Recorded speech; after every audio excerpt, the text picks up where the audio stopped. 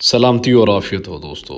Space and astronomy का हमारा अगला टॉपिक है the sun and we would study the general facts of the sun and this video is a part of 5000 one liner of the space and astronomy just like the other subjects we are covering 5001 one liner of each subject that which is studied in Pakistan.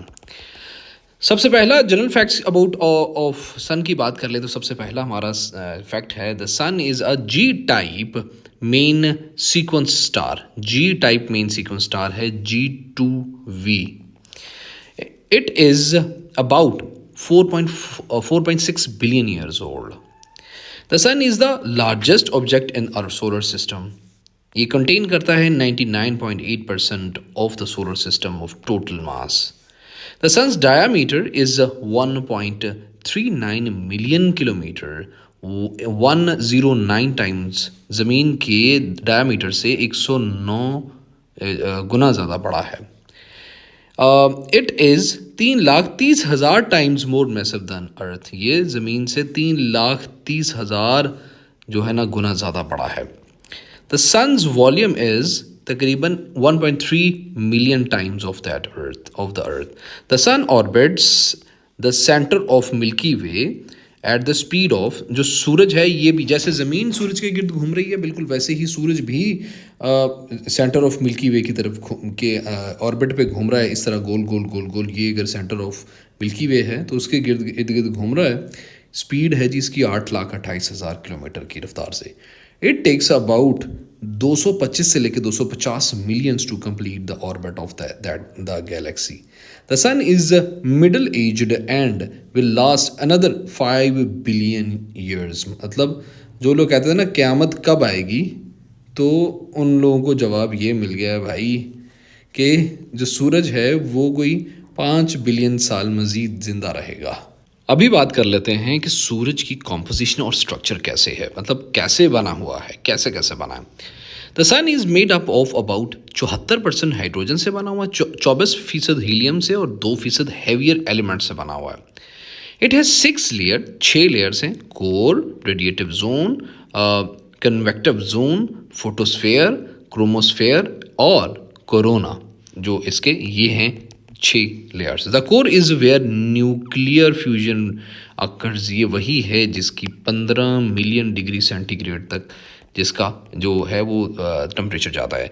The radiative zone takes 170 years to transfer energy to the outer layer. मतलब ये इस तरह core से energy बाहर आ रही है, आगे radiative zone आ रहा है, उसके बाद आगे जो है ना कन्वेक्टिव जोन आ रहा है। इस तरह एनर्जी बाहर की तरफ निकल रही है if let's say if it is a core.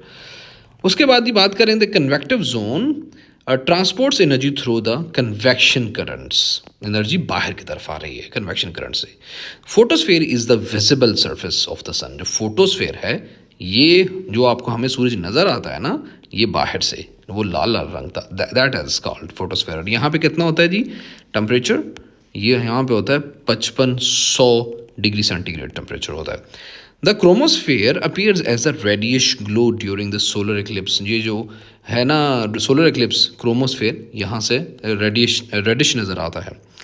The corona is the outer most layer and x tends millions of kilometres into space. Corona बहुत बहुत फैला हुआ है, मतलब ये उसके आउटर मोस्ट है। जो यही लगा लें कि let's say this is a ball ना, let's say this is a ball, तो कोरोना क्या है इसकी ये जो ए साइड पे साइड पे साइड पे सारी आग जो जल रही है ना, और इस तरह से अलग अलग चीज़ें हैं यहाँ पे, दैट इज़ कोरोना।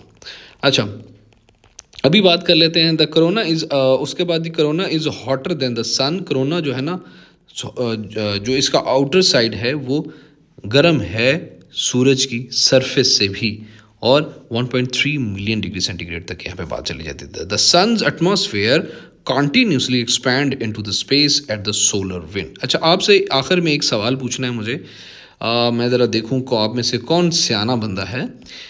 जो सूरज है वो बहुत गर्म है, लेट्स से ये सूरज है और ये ज़मीन है, ठीक है, तो सूरज बहुत गर्म है जबकि ज़मीन गर्म है। लेकिन जैसे जैसे हम ऊपर जाते हैं तो ज़मीन ये जो टेम्परेचर है वो ठंडा होता जाता है। Why so? Please answer me into the comment box, और जो आंसर सही करेगा उसके बारे में फिर हम अगली वीडियो में बात करेंगे। अभी हम दोस्तों बात कर लेते हैं कि न्यूक्लियर फ्यूजन और जो सूरज के अंदर एनर्जी इतनी आग जल रही है ये कैसे प्रोड्यूस हो रही है। The sun produce energy through nuclear fusion converting hydrogen into helium, और ये मुसलसल यही हो रहा है कि सूरज के अंदर हाइड्रोजन हीलियम में तब्दील होता रहा। Every second the sun converts 600 million tons of hydrogen into helium.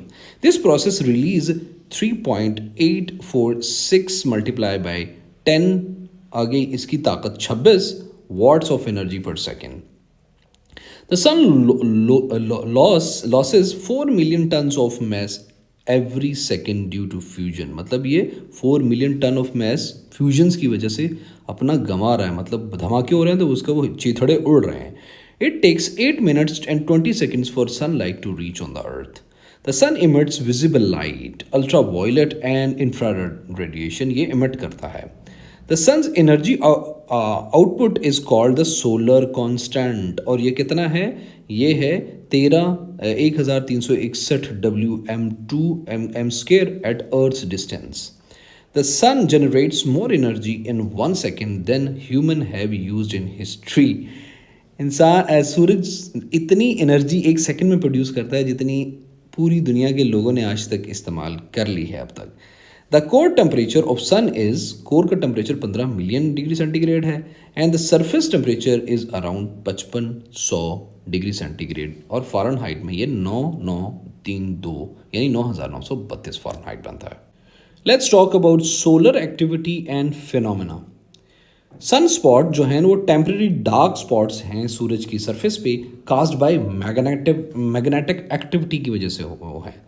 Sun spots can be larger than earth, वो इतने बड़े बड़े हैं कि वो ज़मीन से भी बड़े हो सकते हैं। The sun follows an 11-year solar cycle of increasing and decreasing activity. Solar cycle उसकी चल रही होती है और इस साइकिल के अंदर 10 सालों बाद वो बढ़ जाता है, 10 सालों बाद वो कम हो जाता है। Solar maximum is when sunspots and solar flares are most frequent.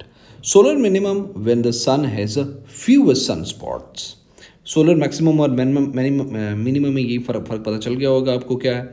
Solar flares are powerful burst of radiations from the sun's surface.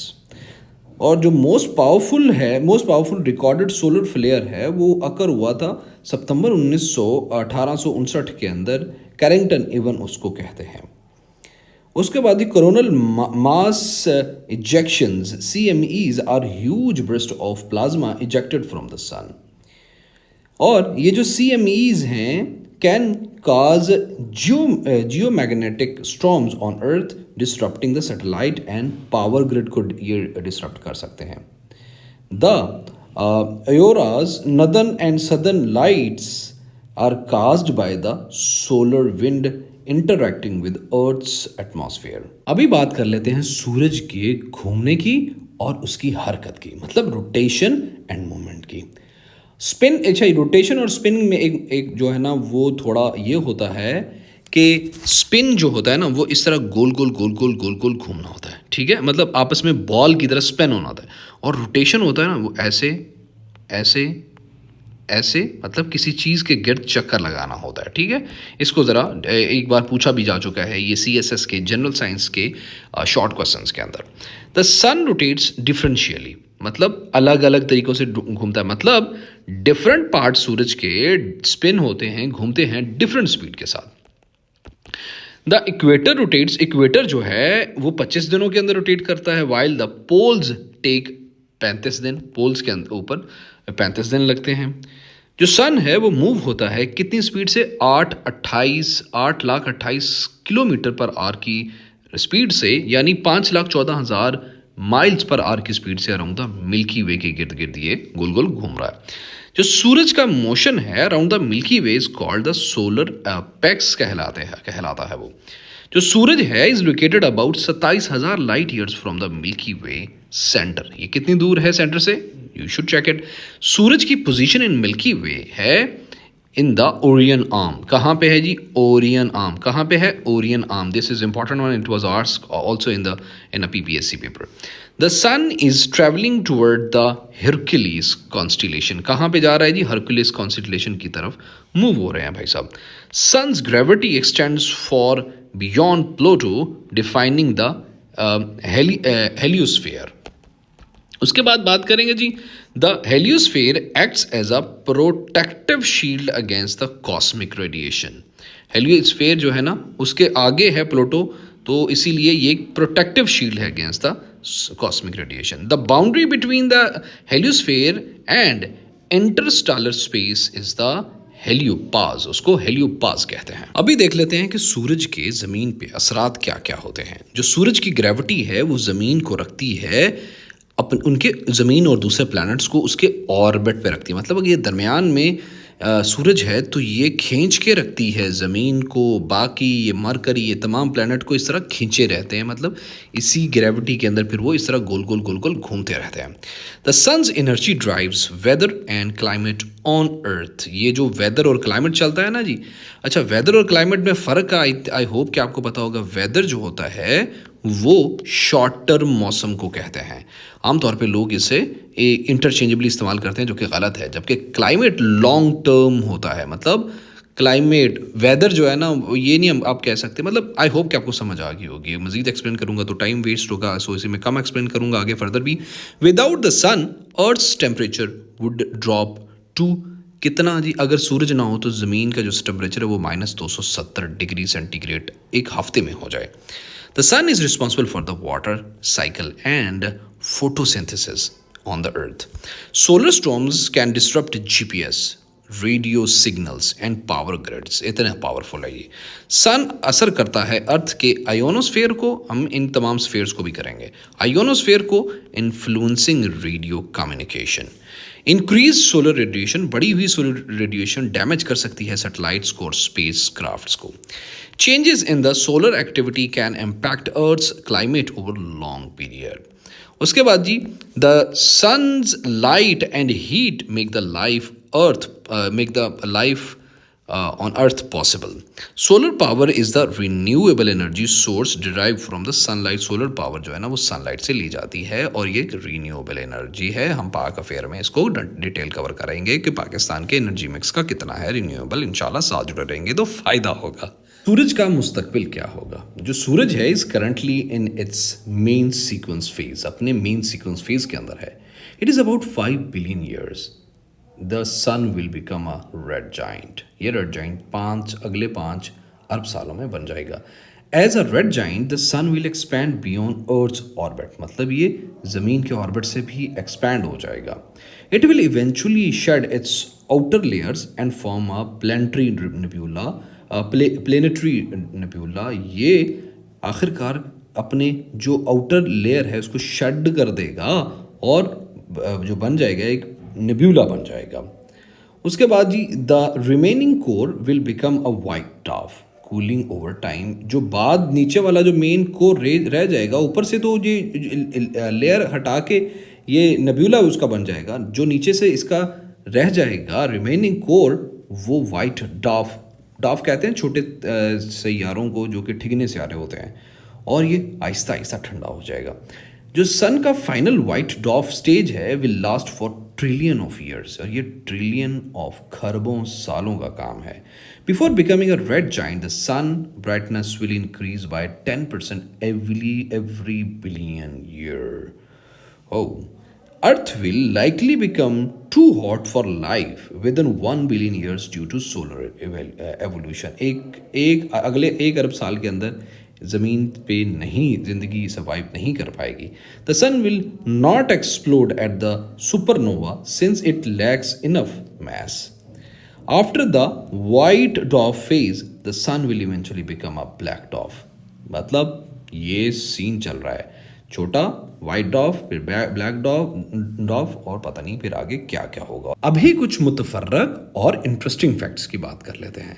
The sun is not a solid body, so its experience different rotational speeds. ये solid body नहीं है, इसलिए एक हिस्सा ऐसे घूम रहा होता है, दूसरा हिस्सा इस तरफ घूम रहा होता है। मतलब इस तरह चल रहा था। The sun's magnetic field reverse every 10 year, हर साल के अंदर उसकी जो मैग्नेटिक फील्ड है, जो खींचने की ताकत है, वो रिवर्स होती है। The sun's light takes about 1 million years to travel from the core to surface. Oh how the sun is not unique, billions of similar stars exist in the milky way. मतलब ऐसा नहीं कि सूरज एक ही है, ऐसे ये बिलियन ऑफ स्टार्स हैं। The sun's atmosphere extends far beyond Pluto. The sun emits neutrons, tiny particles that pass through the earth. The sun's density is about 1.41 ग्राम ये आगे CM3 मच लोअर देन अर्थ। इसकी जो डेंसिटी है, मतलब कसाफत है, मतलब इसकी जो गाढ़ेपन की वो है, वो ज़मीन से कम है। Sun does not have a solid surface, उसकी सॉलिड सरफेस नहीं है। The sun energy output is equal to the 100 billion hydrogen bombs exploded per second. Let me think it again. The sun is responsible for seasoning on Earth due to axial tilt.